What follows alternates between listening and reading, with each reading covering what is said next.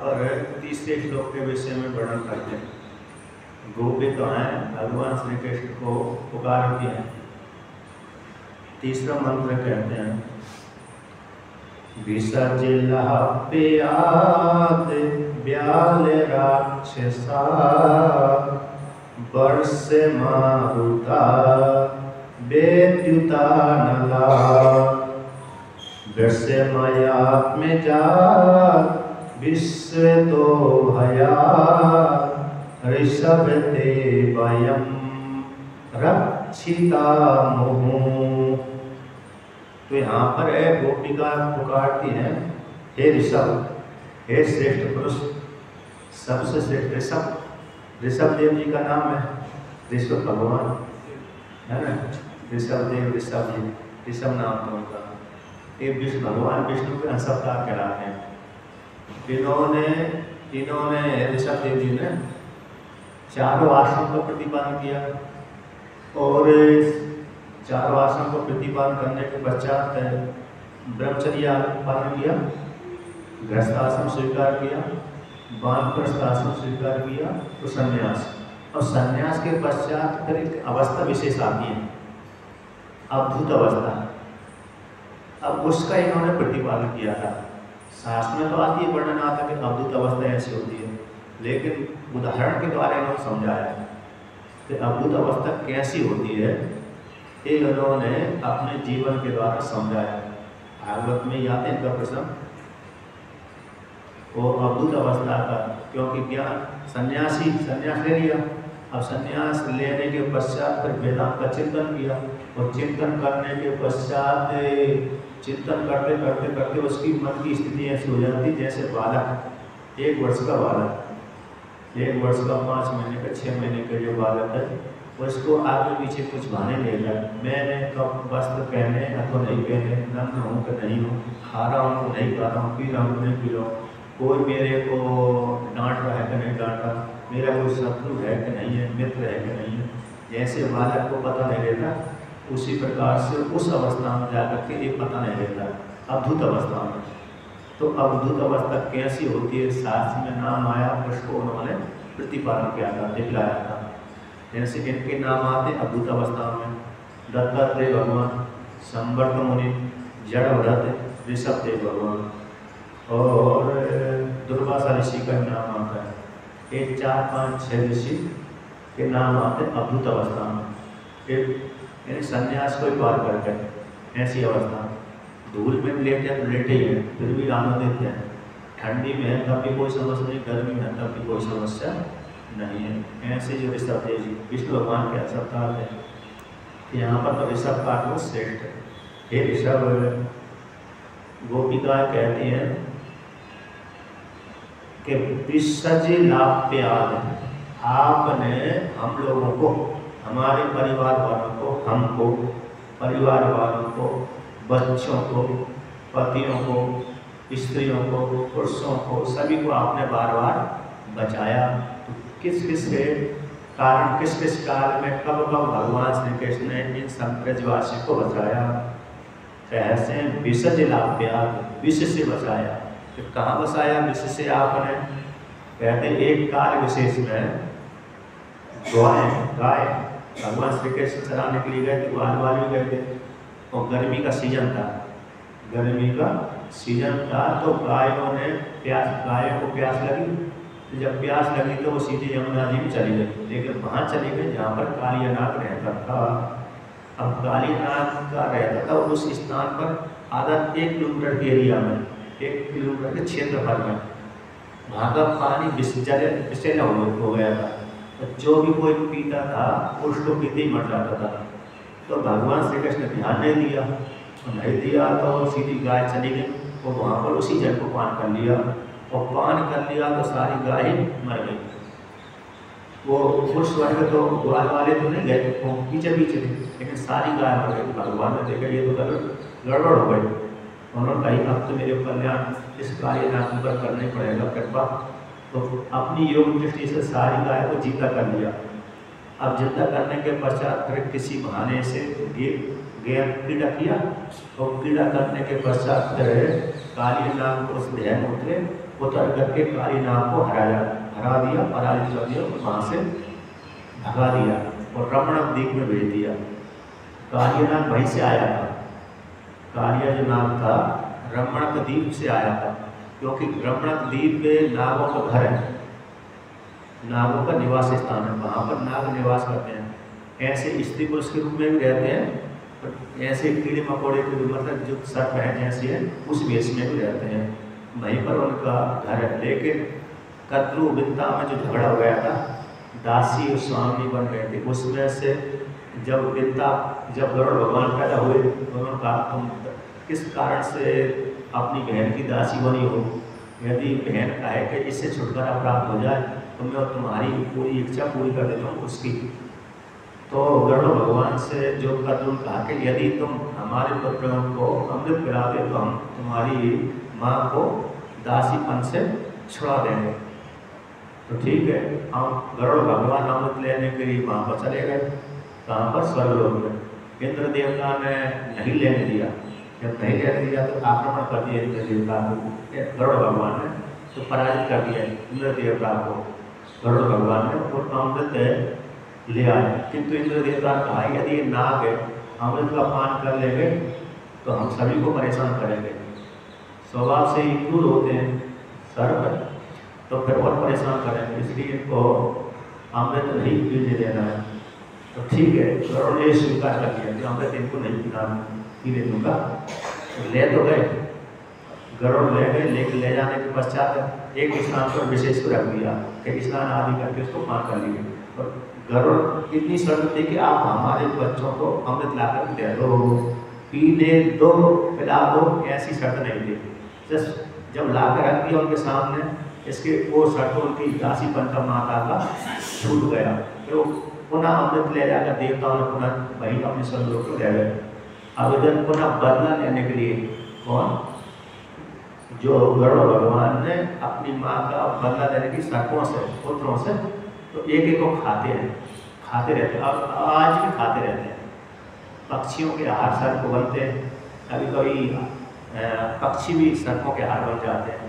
ज़्यादातर तो कहते हैं अब जहाँ पर रमणक द्वीप था, रमणक द्वीप था, वहाँ पर सर्प गरुड़ देवता प्रतिदिन जाते थे और कई सर्पों को खा जाते थे। तो सर्पों ने कहा, परिवार बहुत बढ़ गया था, तो उन्होंने कहा भाई देखो आप सारे व्यक्ति को एक साथ मत खाओ, मार तो देते हो ठीक है, लेकिन सारे को आप खा नहीं पाते, कुछ को मार देते हो, कुछ आप वैसे ही छोड़ के चले जाते हो। यदि पूरा हार कर जाओ तो कोई बात नहीं, जितने मारते हो उसका पूरा हार कर जाओ तो कोई समस्या नहीं, किंतु आप आधे हार आधा करते हो और आधा ऐसे ही पड़ा रह जाता है तो हमारा जीवन समाप्त हो जाता है आधा। इसलिए हम बारी बारी से आपके घर आपको भोजन देते रहेंगे, बारी बारी से आप हर दिन आइए और बारी बारी से हम आपके सामने भोजन सामग्री लेके आ जाएंगे। जैसे भीम भी लेके गया था, जिस क्या नाम है उसका, है हिडम्बा, है हिडिम्बे के पास में गए थे, नहीं हिडिम्बे नहीं गए हैं, हाँ बका दूसरा था वो, हिडिम्बे का नहीं था, हिडम्बा था तो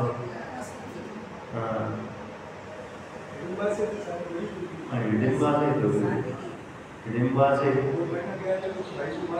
हाँ चलो जो भी है, भीम लेके गया था हिडिम्बा, 2 राक्षसों को भीम ने मारा है, 2 को उसने मारा था। तो जैसे भीम लेके गया था ना भोजन, उस गांव के ब्राह्मण क्षत्रिय वैसे जो भी रहे थे बस्ती वाले क्रम से लेके जाते, आज इसकी बारी, उसकी बारी, उसकी बारी। जिस घर में पांडव रुके थे उस दिन का उसकी बारी थी, उसकी तरफ से जो उनकी बेहतर देखी कुंती ने, क्यों हो रहे हैं कि हमारे का इनका नंबर आ गया, उसके स्थान कुंती ने अपने बड़े पुत्र को भेज दिया, यानी भीम को भेज दिया। मैं देखो तो जानते थे ये तो मार करके जाएगा, 10,000 आदमी को बदला इस प्रकार से, नहीं तो 10,000 का नहीं होता तो वो सब ना हुए थे। फिर वैसी भी क्षत्रिय थी, वो चाहते धर्म को निभाया किया उसने। तो इस प्रकार से तो जैसे भीम ने उस पुरुष को मार दिया राक्षस को, तो क्रम से लेके जाते थे, मतलब उस गांव वाले बारी बारी से उसको राक्षस को आहार देते थे। उसी प्रकार से रमणक द्वीप में भी नाग बारी बारी से आहार देते थे। तो आज नंबर आया था कालिया नाग का, आने वाला था, कल आने वाला है। तो संकेत दे दी कि भाई कल तुम लेके जाना।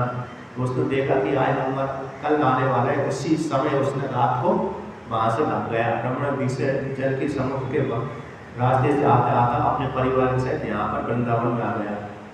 कहाँ पर आ गया?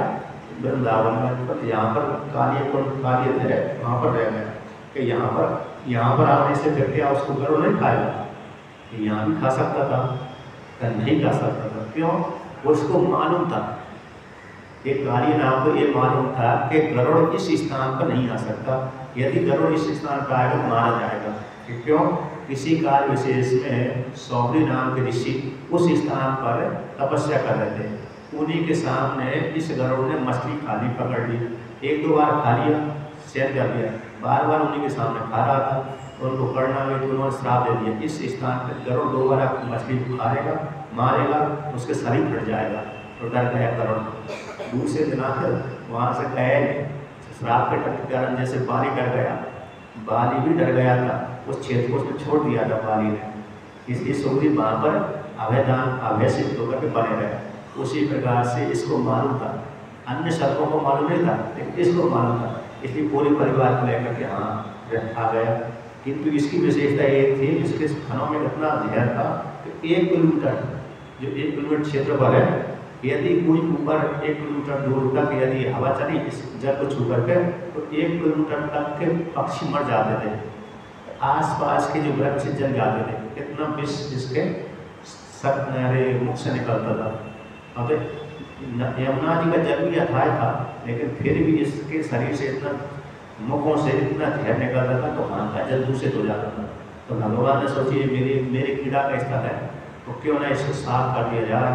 तो भगवान ने जानबूझकर के उस कुंड में गेंद फेंक दी, फेंक करके उसको लड़ाई कर युद्ध किया। तो भगवान ने उसको युद्ध में हरा दिया। तो कहा तुम इस स्थान पर नहीं रह सकते, आप यहाँ से चले जाइए। जब हार गया, उनका वहाँ जाऊँगा तो फिर मेरे पीछा कर जाएगा, वहाँ जाऊँगा रमण द्वीप में जाऊँगा तो गरुड़ अपना मेरे ऊपर हमला कर देगा। नहीं करेगा। आज के बाद मेरे चरण चिन्ह हैं, तुम्हारे धन के ऊपर लग गए, चरण चिन्ह पड़ गए, छाप पड़ गई। इस छाप को देकर गरुड़ तुमको और तुम्हारे परिवार को किसी को ही आता दे हानि नहीं पहुँचेगा। तो फिर उस काल से तो गरुड़ ने उसको हानि नहीं पहुँचाया। और दूसरा एक और है, गंधर्व था जीमूतवाहन। जीमूतवाहन ने भी गरुड़ एक बार ऐसे रमण द्वीप में घूमने गए थे। जीमूतवाहन नाम का एक गंधर्व तो राजा ऐसे था।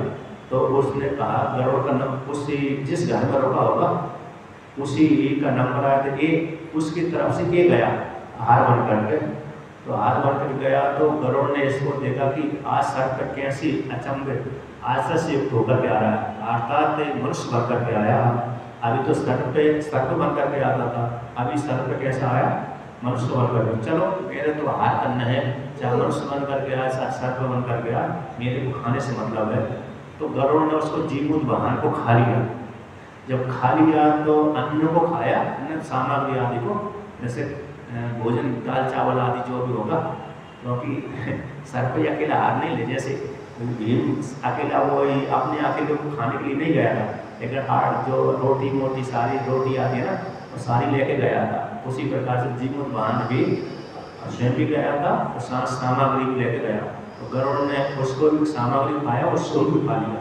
और जैसे ही खाया गरुड़ ने, उससे पच नहीं पाया। सर्पों को तो गरुड़ पचा गया, लेकिन जीमूतवाहन सर्प नहीं था, मनुष्य था, गंधर्व तो राजा था, तो उसको नहीं बचा पाया। तो उसके शरीर में बेचैनी हुई गरुड़ के शरीर में। तो गरुड़ ने कहा ये तो कौन हो सकता है? या तो भगवान का भक्त हो सकता है। शर्त लगी थी कि मैं भगवान के भक्तों को नहीं खाऊंगा, सज्जन को नहीं खाऊंगा। लगता है कि ये सर्प नहीं है, बल्कि भगवान का भक्त है। पच भी नहीं पाया। समस्या तो ये है, यदि शरीर के अंदर चला जाता है जीव आदि तो पच जाता है, कभी कभी नहीं पचता, कभी कभी पच जाता है। तो क्योंकि शरीर के भीतर इतनी जटाग्नि रहती है, वो पचा देती है, भस्मीभूत कर देती है। किंतु जीमूतवाहन नहीं मर पाया, वो पच भी नहीं पाया। तो गरुड़ ने उगल दिया। उगलने के पास उगलने के बाद पूछा तुम कौन हो? सर्प तो नहीं हो। तो मैं जीमूतवाहन हूँ।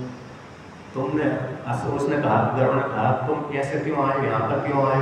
तो मैं घूमने आया था, तुम इस प्रकार से सर्पों को मारते रहते हो, मुझको इन सर्पों पर दया आ गई, तो क्या चाहिए, मैंने तुम्हारा अपराध कर दिया, अब कोई समय मेरी जो गलती हो गई, जैसे यमराज ने 3 वरदान दिए थे नचिकेता को, उसी प्रकार से मैंने जो अपराध कर दिया तुम्हारे प्रति, कुछ उस अपराध को शांति के लिए कुछ मेरे से वरदान मांग लीजिए। उन्होंने कहा आज के बाद इस ब्रह्मण द्वीप के ऊपर न मत दृष्टि डालिए, अगर आज से सर्पों को मत खाइए।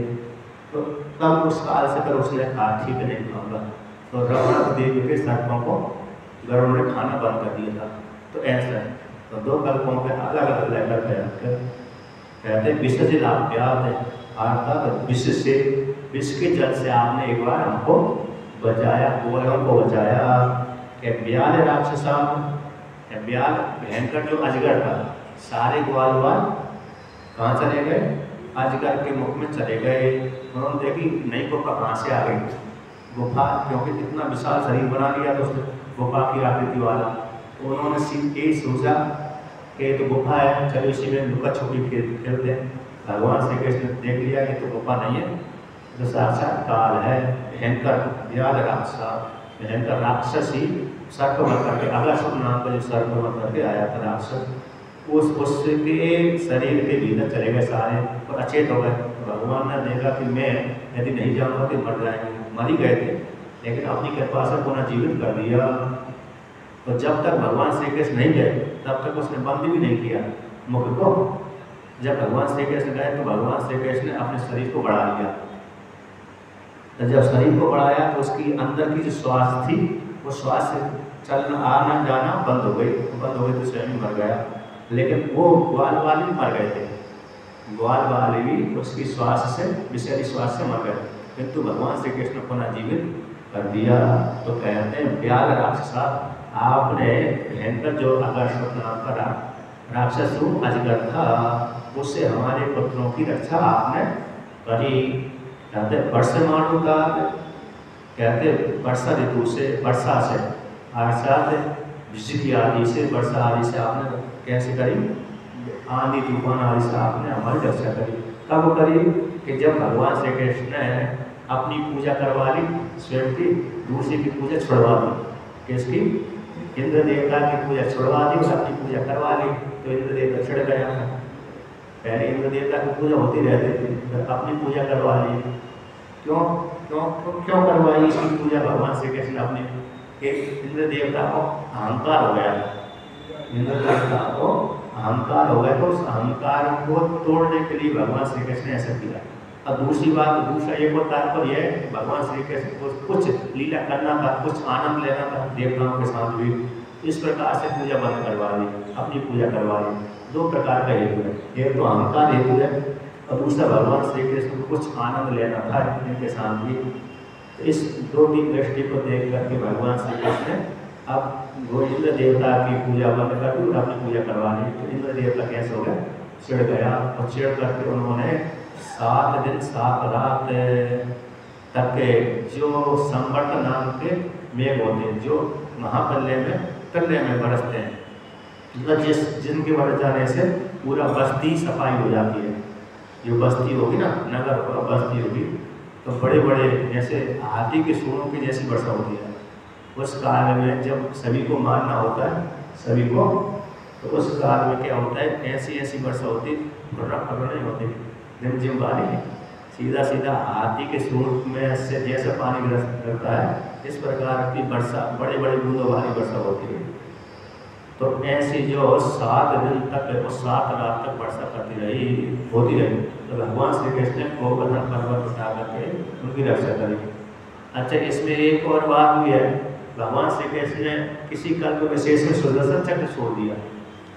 भगवान श्री कृष्ण ने इंद्र देवता का प्रतिकार नहीं किया था, वर्षा होती रही, तो किसी कल्प विशेष में ऐसा आता है कि भगवान श्री कृष्ण ने अपना सुदर्शन चक्र गोवर्धन पर्वत के ऊपर छोड़ दिया। तो छोड़ दिया तो पानी पूरे बहता रहा, गोवर्धन मतलब सुदर्शन चक्र के द्वारा, और जोर से घुमा दिया। अब घूमता घूमता जब चक्र के ऊपर पानी गिरेगा तो उसके ऊपर जो ही पानी आएगा, बहुत जोर से घूमता है, घूमता जैसे पंखे को, तो इधर उधर फैल जाता है। तो वहाँ पर ब्रजमंडल में वो पानी नहीं गिरा, ब्रजमंडल में वहाँ तो धूल ही धूल उड़ने लगी। किसी कल्प विशेष, तो किसी कल्प ब्रजमंडल पानी से भरा गया था, लेकिन भगवान श्री कृष्ण की कृपा से वो उस क्षेत्र में नहीं पहुंच पाया जहाँ पर सारे ग्वालवाल थे। अब ग्वालवाल इतनी गाय थी, इतने ग्वालवाल थे, पूरे 7 कोस की जो गोवर्धन पर्वत है 21 किलोमीटर वाला, उसके नीचे सारे आ गए। तो ऐसे उससे उस काल में इंद्र देवता के कोप से आपने हमारी रक्षा करी। वो तो सारे गोपों की, गोपिकाओं की, बालकों की, गाय आदि सभी की रक्षा भगवान श्री कृष्ण करी। कहते हैं और कब करी आपने? कहते बेलदूता अनरात, जब एक बार आपने वहाँ पर रक्षा करी, जब गायों ने विषय जलपान कर लिया, वो पान करने के पश्चात तो वो सारे मर गई थी, पुनर्जीवित कर दिया भगवान ने। और वो उसको काली नाग को क्या कर दिया, वहाँ से पीड़ा करके युद्ध करके भगा दिया। अब जब वृंदावन से वहाँ से काली नाग के युद्ध करते करते सायकाल हो गई, क्या हो गए? सायकाल, गर्मी का सीजन था, तो वहाँ से फिर अपने घर में नहीं आए लौट करके, भाई वृंदावन में रह गया था, वो विश्राम किया। जहाँ पर काली नाग है, काली रह कुंड है, मतलब नदी है यमुना, वहाँ से मात्र 3 किलोमीटर 2 किलोमीटर आ गए, 3 किलोमीटर आ गए। एक जो परिक्रमा है, परिक्रमा मार्ग, तो जहाँ पर रेल लाइन है, आप गए होंगे कभी, तो वहीं पर ही आता जिनका उड़िया बाबा का जो आश्रम है देखा होगा, वृंदावन में उड़िया बाबा का आश्रम है। तो वहाँ पर है जो दावलन कुंड है, दावलन नाम, जहाँ पर वहीं पर रात को रुके थे वो। अचानक के गर्मी के कारण, यहाँ पर किसी देवता आदि का प्रकोप नहीं है, ना तो राक्षसों का, लेकिन अचानक गर्मी के कारण आग लग गई। जैसे बांसों का जंगल जहाँ पर होता है, गर्मी में अपने आप ही आग लग जाती है घर्षण क्रिया से, और एक तो हल्के होते हैं और दूसरा घर्षण होता है तो तुरंत उनके पत्तियों में आग पकड़ लेता है। तो बड़े घने जंगलों में ऐसे ही होता है, क्योंकि लकड़ी में आग रहती है पहले से, अव्यक्त रूप से रहती है आग, लकड़ी में आग अव्यक्त रूप से रहती है, किंतु घर्षण क्रिया करेंगे तो व्यक्त हो जाएगी। क्योंकि अग्नि मंथन ऐसे ही किया जाता है, अग्नि मंथन लकड़ियों के द्वारा आग जलाना, पत्थर के द्वारा आग जलाई जाती है, लकड़ी के द्वारा आग जलाई जाती है, तो अग्नि मंथन। उसी प्रकार से जंगल में अग्नि मंथन हो जाती है अपने आप वायु के जोर से बहने से। तो घना जंगल में, बांस का जंगल तो जल्दी जलता है, जहाँ पर बांस के जंगल से दूसरा जंगल भी जल जाता है, तो वहाँ पर भी अचानक आग लग गई। तो लग गए तो भगवान ने देखे चारों तरफ नहीं घिर गए, वो सारे ग्वालवाल भाग ही नहीं पाए, भागने का अवसर ही नहीं प्राप्त हुआ। तो भगवान श्री कृष्ण उस आग को पान कर लिया, कहा आप सभी आंखों को बंद कर लो, है मैं पान कर लेता हूँ, आंखों को जाकर नहीं करना, खुल नहीं, आप सभी लोग आंखों को बंद कर लो, बस शांत हो जाए।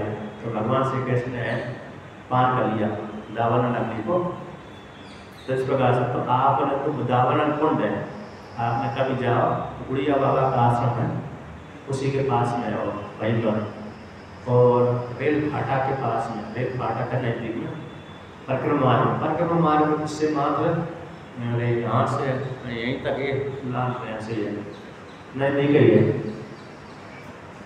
तो कहते हैं इससे रक्षा करिए आपने, कहते हैं वृषभ मायासुर का एक पुत्र है, वृषभ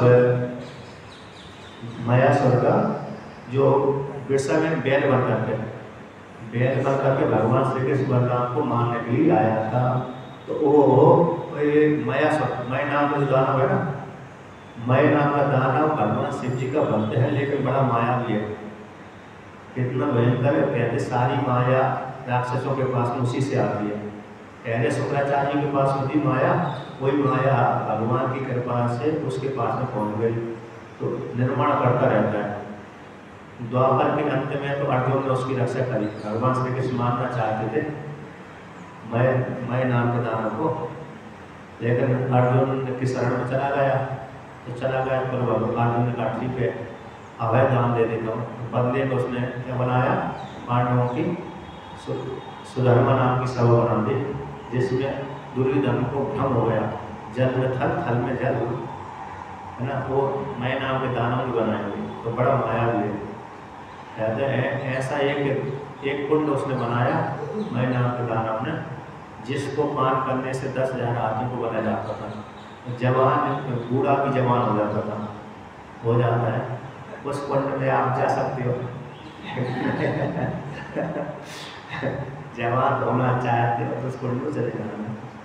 तो मैं नाम के दानव का पुत्र था वृषभ के रूप में।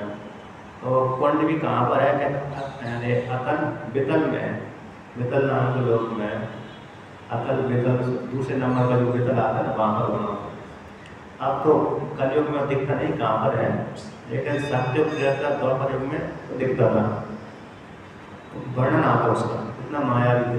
उसी ने ही जो भगवान शिव जी ने जो 3 पुरों को नष्ट किया था ना, त्रिपुरासुर, तो एक कल्प में 2 कल्प में उसने बनाए थे, 2 कल्प में तो उसने त्रिपुरासुर 3 पुर बनाए थे।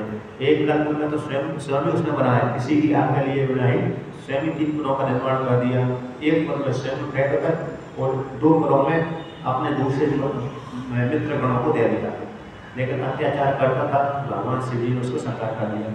एक कल्प में उसी मय नाम के दानव ने जो तारकासुर के पुत्र थे उनके लिए बना के दिए थे, शिव जी की, ब्रह्मा जी की आज्ञा को लेकर के। तब फिर भगवान शिव जी ने उनको संहार किया था। और एक कल्प में स्वयं ब्रह्मा विष्णु महेश ने 3 पुरों को तारकासुर के पुत्रों को दे दिया था, तो फिर भगवान शिव जी ने संहार किया। एक कल्प में बाणासुर ने, कोई वैज्ञानिक है, उसने अपनी शक्ति के माध्यम से 3 पुरों को बनाया, तो भगवान शिव जी ने उनको संहार कर दिया, क्योंकि 3 पुरों के संहार करने वाले भगवान शिव जी है, इसलिए उनका नाम है त्रिपुरांतक। तो जिस कल्प में भी ये राक्षस 3 पुर बनाते हैं अथवा देवताओं द्वारा प्राप्त करते हैं, उसी कल्प में भगवान शिव जी संहार कर देते हैं। तो ऐसे एक जो त्रिपुरासुर, मतलब ये जो मैं नाम बताता हूँ, उसका जो पुत्र है मयासुर, वो मयासुर वृषभ का रूप धारण करके, बैल का रूप धारण करके भगवान श्री कृष्ण को मारने भी आया था। तो भगवान श्री कृष्ण ने उसको मार दिया, उससे कुमार वाला भी रक्षा करी। विश्व तो भया, तो कहते हैं व्योमासुर, व्योम यानी आकाश। तो व्योमासुर नाम का जो राक्षस था व्यापक, तो एक तो अरिष्टि नाम का राक्षस था जिसका नाम मय का पुत्र था, और व्योमासुर नाम का जो राक्षस था, उस राक्षस को भगवान कृष्ण ने मारा। तो कहते हैं ते भयम रक्षितम हो, हे श्री कृष्ण, हम बार बार आपके द्वारा रक्षित हैं, आपने हमारी बार बार रक्षा करी। यदि आप रक्षा नहीं करते तो हम मारे जाते। तो यदि आपको मारना ही था, यदि आपको मारना ही है, मारना ही था, तो हमारी बार बार रक्षा आपने क्यों की? तो अभी आप क्यों मार रहे हो? अभी आप क्यों मार रहे हो? यदि आपको रक्षा करना, मारना ही था, तो पहले से ही मार देते, ये नौबत ही नहीं आती, है कि नहीं? इतने हम परेशान नहीं होते, पहले से ही राम नाम सत्य हो जाता। इतनी बार बार रक्षा करी, विष से बचाया, आग से बचाया, वर्षा से बचाया, पुनः आग से बचाया, बैल से बचाया, बकासुर, गदासुर, कई तो सारे सुर थे, कम से कम 20-25 थे। एक 2-2 महीने में मारते रहते थे हम, हैं? हाँ, एक महीने में मारते रहते थे। एक बार इंद्र देवता अपने स्वर्ग में कार्य में मकान निर्माण कर रहे थे, भवन का इंद्र देवता नए पुराने मकानों, पुराने महलों को मरम्मत करवा रहे थे, नए का निर्माण कर रहे थे, नए का निर्माण करा रहे थे, पुराने मकानों का मरम्मत करवा रहे थे, है ना, सुधार रहे थे। तो उसी मार्ग से नारद भगवान आ रहे थे। तो नारद भगवान ने देखा इंद्र देवता कहीं जा रहे हैं, निर्माण करवा रहे थे। क्या बात है इंद्र देवता जी, आप निर्माण क्यों करवा रहे हैं? निर्माण भवनों का, नए भवनों का निर्माण क्यों करवा रहे हैं? पुराने को क्यों सुधार रहे हैं? तो पुराने को ठीक है, नए का निर्माण क्यों करवा रहे हैं? जैसे यहाँ के लोग बनाते रहते हैं बिल्डिंग के ऊपर बिल्डिंग, है क्या नहीं? बिल्डिंग के ऊपर बिल्डिंग बना रहे हैं, बना रहे हैं। तो उसी प्रकार से हिंदू देवता बना रहे थे, नए निर्माण पर भवन निर्माण कर रहे थे, पुराने जो जीर्ण शीर्ण हो गए थे उसकी सुरक्षा कर रहे थे, देखभाल कर रहे थे, जोड़ रहे थे। तो तो ऐसी नाराज जी ने प्रश्न कर दिया, नए नए भवनों का निर्माण क्यों करवा रहे?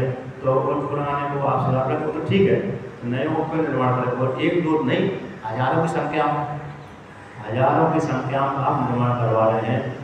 क्या बात है, कोई आने वाला है क्या जिससे आप निर्माण करवा रहे हैं? क्योंकि कोई अतिथि आएगा तभी तो उसके लिए निर्माण करके रख रहे हो। यदि अतिथि आया नहीं, रहने के लिए है, आया नहीं, तो निर्माण करवाने से क्या फायदा? उतना ही बड़ा घर बना दो जिसमें 2-4 व्यक्ति और आ सके, है ना? स्वयं कह रहे हैं 2-4 व्यक्ति और आ सके। अब आपके पास में कोई आते नहीं है, बड़ा महल बनाकर रख दिया, उसकी झाड़ू के लिए, देखभाल के लिए, समस्या है, इससे क्या फायदा? तो उन्होंने कहा देखो, इसलिए मैं निर्माण करवा रहा हूँ।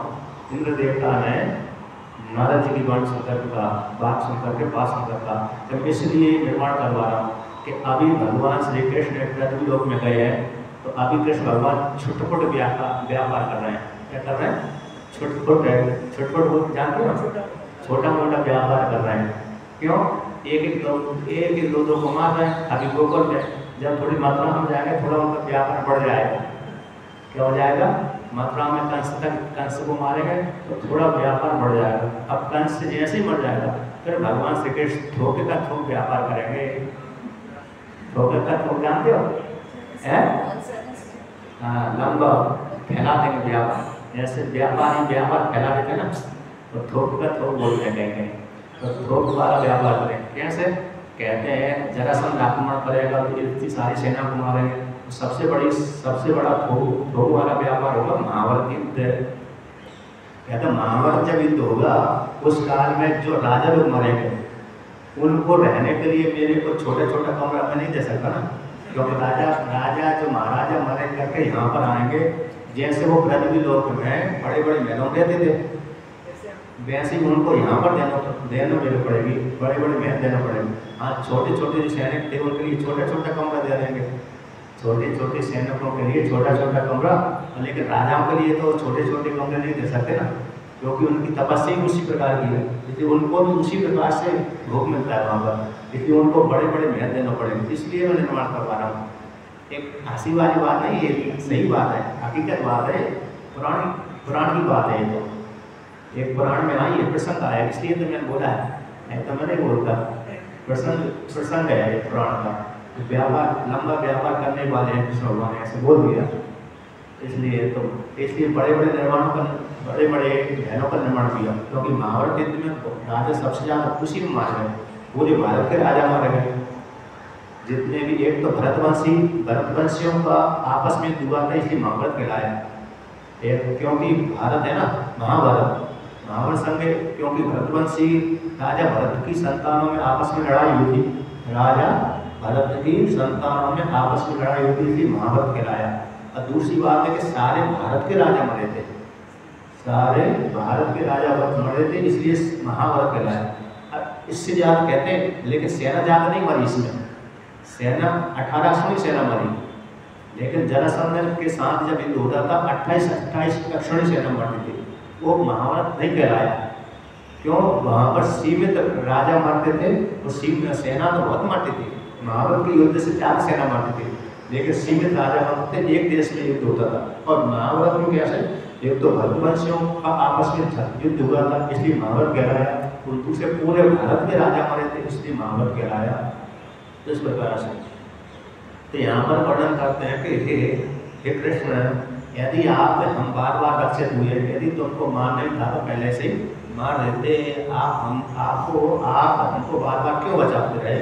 इसलिए आपने हमारी रक्षा करी, तो अब आप दर्शन दे दो। काय को हमको तड़पा रहे हो, काय को तड़पा रहे हो, तड़पाना ही हुआ, दर्शन न देना मतलब तड़पाना हो गया।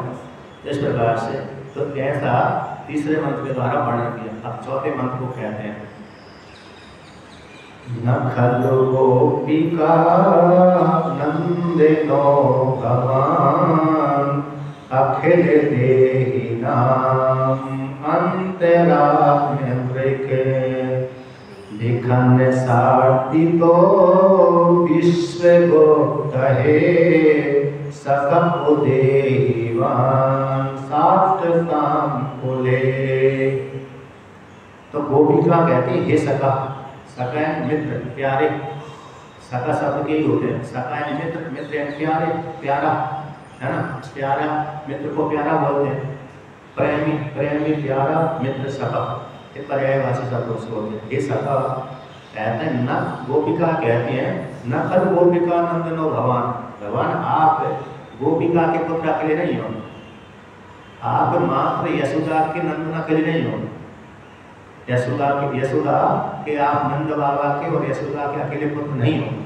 तो कौन हो? यशोदा के पुत्र नहीं हो, क्या उन्होंने पैदा नहीं किया? पैदा तो उन्होंने किया, उसी के नंदन है, यशोदा ने तो पैदा किया, उन्हीं के पुत्र हैं। देवकी यशोदा, देवकी ने और यशोदा दोनों मिलकर किया, उन्हीं के पुत्र हैं। तो आप कैसे कह रहे हो तो उनके पुत्र नहीं है? गोपिका कैसे झूठा आरोप कर रहे हो उनके पुत्र नहीं हो, यशोदा के पुत्र नहीं हो। कहते ना, कहते अखिल देही नाम अंतरात्मा, देख वो हेतु देते कि आप संपूर्ण देहधारियों के अंतरात्मा हो, अंतरात्मा के साक्षी हो, बुद्धियों के साक्षी हो। आप अकेले गोपिका के पुत्र नहीं हो, मतलब किसके पुत्र नहीं हो? यशोदा रानी के पुत्र अकेले नहीं हो, बल्कि संपूर्ण, अकेले संपूर्ण देही नाम, देह को धारण करने वाले जो जीवात्मा है, उन जीवात्माओं के जो अंदर है, भीतर शरीर के भीतर जो बुद्धि रहती है, शरीर के भीतर कौन है? बुद्धि। उस बुद्धि के आप साक्षी हो, बुद्धि के आप कौन है? साक्षी। बुद्धि की एक एक वृत्ति को जानने वाले हो, मन की एक एक वृत्ति को जानने वाले, अंतःकरण की एक एक वृत्ति को जानने वाले हो आप हो। आत्मदृष्टि, आत्मा के दृष्टा हो, यानी बुद्धि के दृष्टा हो, यानी मन के दृष्टा हो, मन के साक्षी हो। मन में क्या चल रहा है वो एक एक वृत्ति को आप जानते हो। यहाँ पर अंतरात्मा देखें, भीतर, शरीर के भीतर, प्राणियों के शरीर के भीतर जो बुद्धि है, उस बुद्धि के आप साक्षी हो, वो बुद्धि के द्वारा ही आप रचित हो। आप यशोदा के अकेले पुत्र नहीं हो। यदि लोक में तो यहाँ पर ख्याति फैली हुई है कि नंद बाबा को यशोदा के आप पुत्र हो, कहते हैं इसलिए आप आए हो कि उनके पुत्र अकेले, बल्कि ब्रह्मा जी ने आपकी प्रार्थना करी, ब्रह्मा जी ने आपसे प्रार्थना करी, क्योंकि यदा यदा ही धर्मस्य ग्लानि भवति भारत अभ्युत्थानम धर्मस्य तदात्मानं सृजाम्यहम्। तो जब जब धर्म की हानि होती है और अधर्म की वृद्धि होती है, तब तब भगवान श्री कृष्ण ने, विष्णु रूप भगवान श्री कृष्ण अपना धारण करते हैं। तब देवताओं की, ऋषियों की और गौ माता की और पृथ्वी की प्रार्थना को सुन करके देवता प्रार्थना करते हैं, ऋषि प्रार्थना करते हैं और गौ माता प्रार्थना करती है, पृथ्वी माता प्रार्थना करती है। इनकी वाणी को सुन करके भगवान विष्णु पृथ्वी लोक में मनुष्य का रूप धारण करते हैं, तो फिर असम का संहार करते हैं, पापात्मा को नाश करते हैं, तो धर्म की स्थापना करते हैं। कहते हैं तो यहाँ पर किसने प्रार्थना करी कि बिखन है, बिखनसा, कहते बिखनसा बोलते हैं ब्रह्मा जी। ब्रह्मा जी उपलब्ध सारे देवता ऋषि मुनियों ने, तो ब्रह्मा जी के द्वारा अर्थित प्रार्थित, ब्रह्मा जी के द्वारा आप ब्रह्मा जी ने प्रार्थना आपकी करी। किसके लिए करी ब्रह्मा जी प्रार्थना? कहते विश्व गुप्त, विश्व की रक्षा के लिए आपकी प्रार्थना करी। आप विश्व के कल्याण करने के लिए आप जन्म लीजिए, पृथ्वी लोक में जाइए। तो हे सखा, आप कहाँ पर उत्पन्न हुए? कहाँ पर आपने उत्पन्न होने का विचार किया? सातकाम कुले, सातकाम के कुल में आपने जन्म धारण किया। सप्तनाम के एक राजा हुए यदुवंश में, यदुवंश में यदु के पुत्रों की वंश परंपरा में सप्तक नाम के एक राजा हुए, उनके वंश में भगवान श्री कृष्ण पैदा हुए। इसलिए भगवान श्री कृष्ण का 3 संज्ञा चलती है, विष्णुवंशी, सप्तवंशी, यदुवंशी। तो मूल में हो गया यदु, सबसे मूल में हो गया चंद्रवंशी, सबसे मूल में हो गया चंद्रवंशी। चंद्रमा के बाद फिर याति राजा, याति राजा की वंश से ऐसा नहीं चल, याति वंश में पैदा हुए, ऐसा कम प्रसिद्धि है। यदुवंशी, चंद्रवंशी, यदुवंशी, कुरुवंशी ऐसे ज़्यादा चलते हैं। कुरुवंशी को अरब कहते हैं, यदुवंशी को, यदु की संतान को यदुवंश कहते हैं। उसमें ये पैदा हुए। जैसे पुरुवंशी में भगवान पैदा नहीं हुए, पुरुवंश में कौरव पांडव पैदा हुए। लेकिन यादि राजा के पुत्रों में सबसे श्रेष्ठ पुरु थे, क्योंकि इन्होंने अपने पिता की आज्ञा का पालन किया था। अन्य पुत्रों ने पालन नहीं किया, सभी को श्राप दे दिया, सभी को यादि राजा ने श्राप दे दिया। पुरु को अकेला राज कर दी, इसके अधीन तुम सारे रहोगे। पुरु के सबको सबसे छोटा था और सर्विष्ठा का पुत्र था। सर्विष्ठा के 3 पुत्र थे और 2 ये देवयानी के थे, लेकिन 2 देवयानी के पुत्रों ने मना कर दिया और सर्विष्ठा के 2 बड़े पुत्रों ने मना कर दिया। अंतिम बचा पुरु, जो गुणों में श्रेष्ठ था, पितृभक्त था, उसने स्वीकार कर लिया। स्वीकार कर लिया तो कहते हैं उसको राजगद्दी दी। अच्छा, एक कल्प में ऐसा है, एक कल्प में तो यदु महाराज यादि राजा के 5 पुत्र हुए, एक कल्प में 2 ही पुत्र हुए। एक कल्प में 5 पुत्र, एक कल्प में 2 ही पुत्र हुए। तो एक पुत्र यदु, एक पुत्र पुरु। सर्विष्ठा से पुरु उत्पन्न हुआ और देवयानी से यदु उत्पन्न हुआ। लेकिन यहाँ पर उस काल में देवयानी से प्रेम कम करते थे उस कल्प में, और शर्मिष्ठा से ज़्यादा प्रेम करते थे।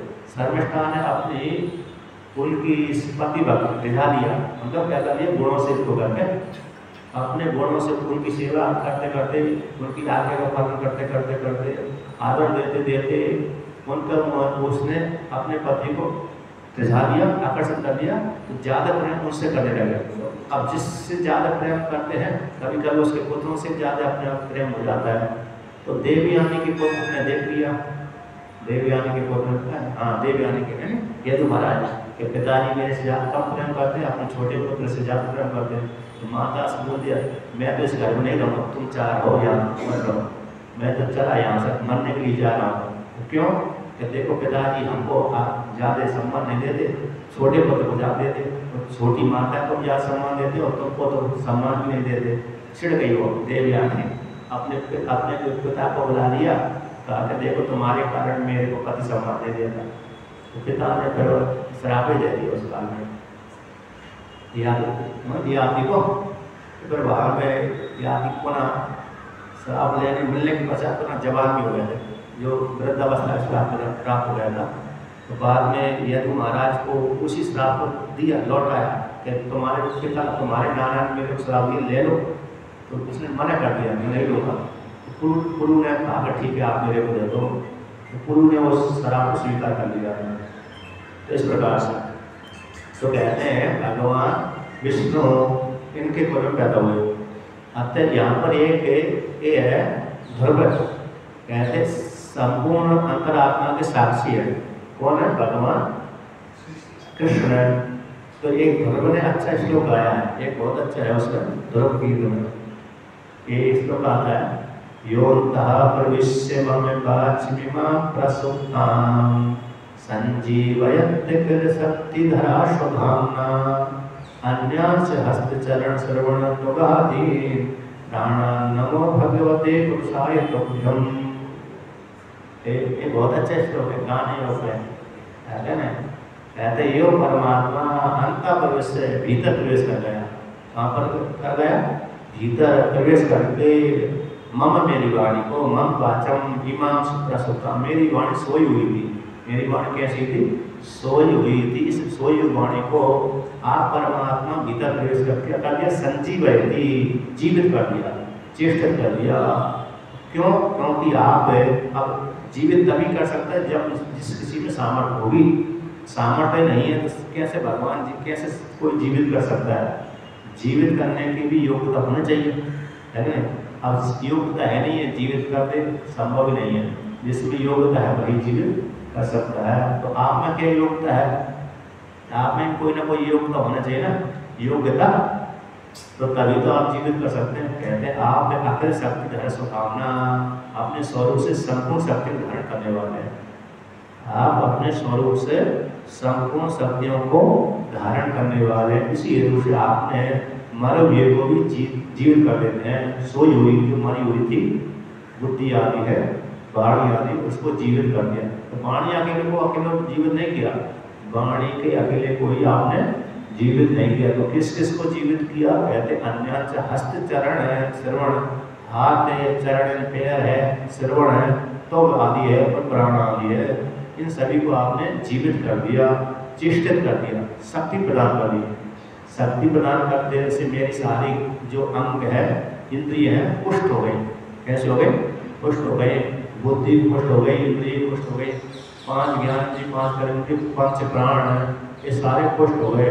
अब पुष्ट हो जाने के पश्चात मैं आपकी स्तुति कर रहा हूँ। कहते नमो भगवते पुरुषाय तुभ्यम, आप परमात्मा के षड ऐश्वर्य वाले परमात्मा के पुरुष सेना यदि पुरुषा, जो पुरी में शयन करता है, पूर्णातिथि पुरुषा और पुरुष सेनापति पुरुषा, 2 अर्थ होते हैं। पुरुष शब्द के पुरी में शयन करता है, बुद्धि जो वहाँ में शयन करता है, इसलिए पुरुष कहलाता है। शरीर के भीतर जो बुद्धि जो हुआ है उसमें निवास करता है, इसलिए पुरुष कहलाता है, पुरी में शयन करने से। कहते हैं पूर्णातिथि पुरुषा, अपने आप में पूर्ण है, इसको किसी की जरूरत नहीं है, पूरा होने के लिए इसको किसी की जरूरत नहीं रहती, इसलिए पूर्ण होने से पुरुष कहलाता है। ऐसे पुरुष से परमात्मा के लिए नमस्कार करते हैं। ऐसी परमात्मा यहाँ पर कहते हैं तुम गोपिका के अकेले पुत्र नहीं, बल्कि संपूर्ण संपूर्ण देहधारियों के अंतरात्मा, आप अंतरात्मा और वो संपूर्ण देहधारियों के बुद्धियों के इंद्रियों के आप साक्षी हो, आप लक्षित होते, बुद्धि के द्वारा आप लक्षित होते हो, और बुद्धि की सारी इंद्रियों को, इंद्रियों की और बुद्धि की सारी चेष्टा जानते रहते हो। ऐसे आप परमात्मा हो। आप परमात्मा क्या करें?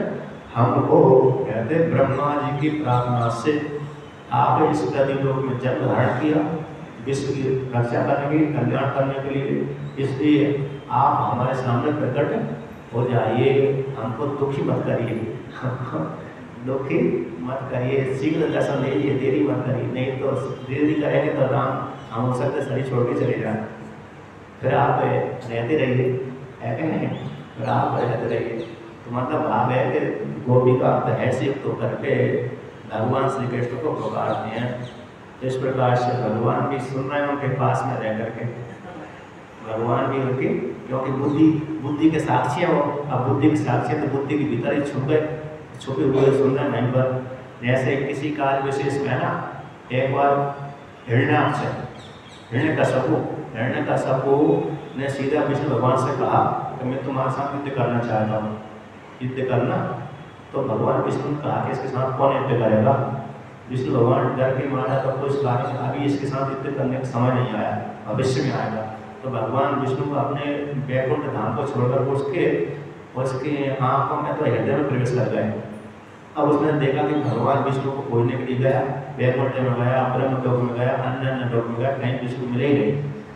मोटी बुद्धि वाला था, गोपी बुद्धि वाला था, अब जब नहीं मिला तो उसने कहा, नारद जी से पूछा विष्णु कहाँ गए कि मेरे युद्ध करना है कि नहीं? नारद जी ने कहा मेरे को नहीं पता कहाँ गए हैं, आप देख लो, खोज लो। अन्य ऋषि मुनियों से पूछा, सभी ने मना कर दिया। जब नहीं मिले तो फिर देखा तो उसने ध्यान लगाया, ध्यान ही तो था, देखा ये तो मेरे पीछे बैठा है, मेरे अंदर ही बैठा हुआ है, उसने कहा निकल बाहर है, मेरे सिद्ध कर। तो भगवान विष्णु निकले आपसे वाणी सुनकर, देखो भाई अभी मैं तुम्हारे शरीर से निकला, इसलिए मैं तुम्हारा पुत्र हो गया। अब पुत्र पिता में युद्ध नहीं होना चाहिए, किंतु तुम्हारी इच्छा है मेरे साथ युद्ध करना, तो मैं तुमको भविष्य में निमंत्रण देता हूँ, भविष्य में तुम्हारे साथ युद्ध करूँगा। अभी समय नहीं आया, जब तुम्हारे पुत्र को निमित्त बना करके मैं तुम्हारे साथ युद्ध करूँगा तो तब तुम्हारी इच्छा पूरी कर दूँगा। तो हिरण्यकश्यप प्रहलाद को निमित्त बना करके भगवान विष्णु ने क्या किया था? युद्ध किया था। तो यहाँ पर भी भगवान विष्णु उसके हृदय प्रवेश कर गए, अंतरात्मा के रूप में। फिर लेकिन उसने बाहर देखा, बाहर नहीं देखी, जब हृदय में क्या लगाया? उसने ध्यान लगाया तभी। इसलिए श्रुति आती है, परांच खाने गणेश स्वयंभू तस्मात् परांग पश्यति नाम आत्मन कश्य धीरा आत्मान मृचत आवृतस्तु और अमृतत्व इच्छा है ना, जो भी है। तो परांच खाने के स्वयंभू परमात्मा दाता ने इंद्रियों को खानी, इंद्रियाणी खानी को बोलते हैं, इंद्रियों को बहिरीभूत बना दिया। इसलिए बहिरीभूत 5 ज्ञानी 5 कर्मेंद्रिय बाहर की ओर ही विषय कर दिए। लेकिन कश्य धीरा, कोई ऐसा एक बुद्धिमान व्यक्ति जिसको विषय भोगों से प्यारा होगा, भाई आत्मा की इच्छा करता है तो अंदर वो जो बाहर की ओर गई हुई है इंद्रिय तो उस इंद्रिय को लौटा लेता है, तो अंतर आत्मा को देखता है, तो वही बाहर की भूल गई हुई इंद्रियों को आवृत आरोप कर देता है, बाहर की ओर जा रही थी इसको अंदर की ओर, तो श्रवण के द्वारा, मनन के द्वारा, निध्यासन के माध्यम से, स्वाध्याय आदि के द्वारा, अन्य निष्काम कर्म के द्वारा लौटा लेता है, लौटा करके मन के द्वारा चिंतन करता है। ऐसे परमात्मा सभी का साक्षी है। ऐसे परमात्मा हमको दर्शन प्रदान करें तो हमको हमारे सामने प्रकट हो जाए, हमारे सामने प्रकट हो जाए। गोपिकाओं के साथ तो हो सके, अब हम लोगों के सामने प्रकट होना है। गोपिकाओं के सामने तो प्रकट होगा, तो आनंद प्रदान कर दिया, मोक्ष दे दिया, तो हम लोगों के सामने प्रकट हो जाए। अब आगे फिर कल करें। ओम